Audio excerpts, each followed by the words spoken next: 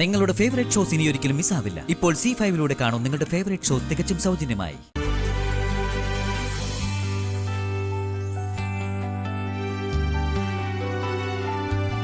ഞാൻ വന്നനിക്ക് ഒരു സർപ്രൈസ് ഒരുക്കിയിട്ടുണ്ട്. സർപ്രൈസോ? എന്ത് സർപ്രൈസ്? അതിപ്പോ പറഞ്ഞാൽ എങ്ങനെയാ? സർപ്രൈസ് ആകില്ലല്ലോ, നേരിട്ട് പറയാം.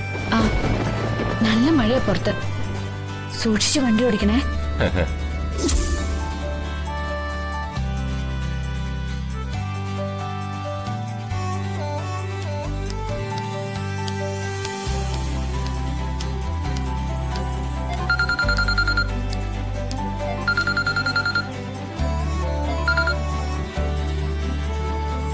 ഹലോ, മാധവന, ഒരു കാര്യം പറയാൻ മറന്നു.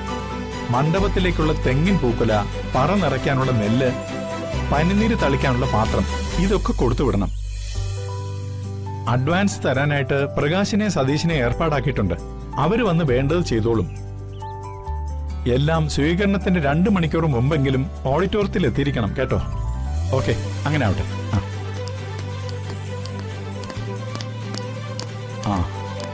അഡ്വാൻസ് കൊടുക്കേണ്ടവരുടെയൊക്കെ കാര്യം പറഞ്ഞ് ഏൽപ്പിച്ചിട്ടുണ്ടല്ലോ അല്ലേ?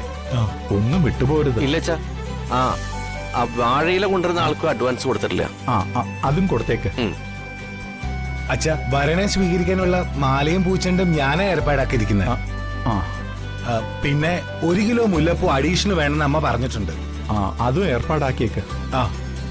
പിന്നെ അച്ഛാ, മഴക്കാലമാ, മുറ്റത്തൊരു അഡീഷണൽ പന്തല് നമ്മുടെ ചെലവ് തന്നെ ചെയ്യേണ്ടി വരും. അത് വേണമെങ്കിൽ മാത്രം മതി. ഒന്നും വേണ്ടെന്ന് വെക്കണ്ട, അതും ബുക്ക് ചെയ്തേക്ക്. പിന്നെ കാറിൽ പോയാൽ മതി, പെട്ടെന്ന് വരണം. ശരി അച്ഛാ. നടക്ക്.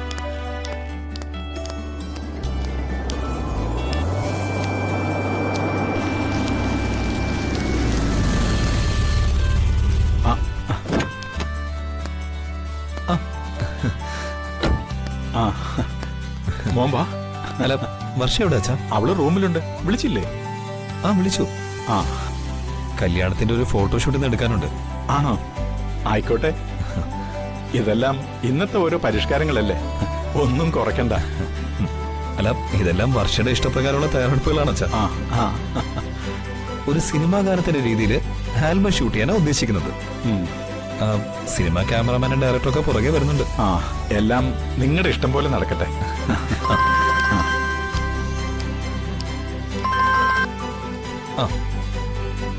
എവിടെ എത്തി? അയ്യോ, അവിടെയല്ല, ഞാൻ ലൊക്കേഷൻ അയച്ചുതരാം.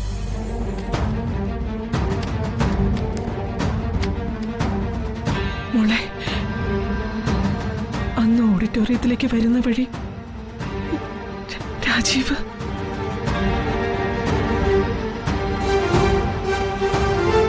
അമ്മേ, എന്തിനാ ആവശ്യമില്ലാത്തതൊക്കെ?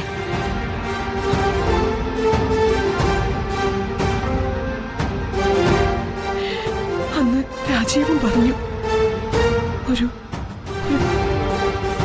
സർപ്രൈസ് ഒരുക്കിയിട്ടുണ്ടെന്ന്.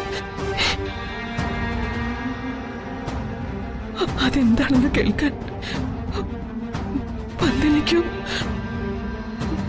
പറയാൻ രാജീവിനും കഴിഞ്ഞില്ല.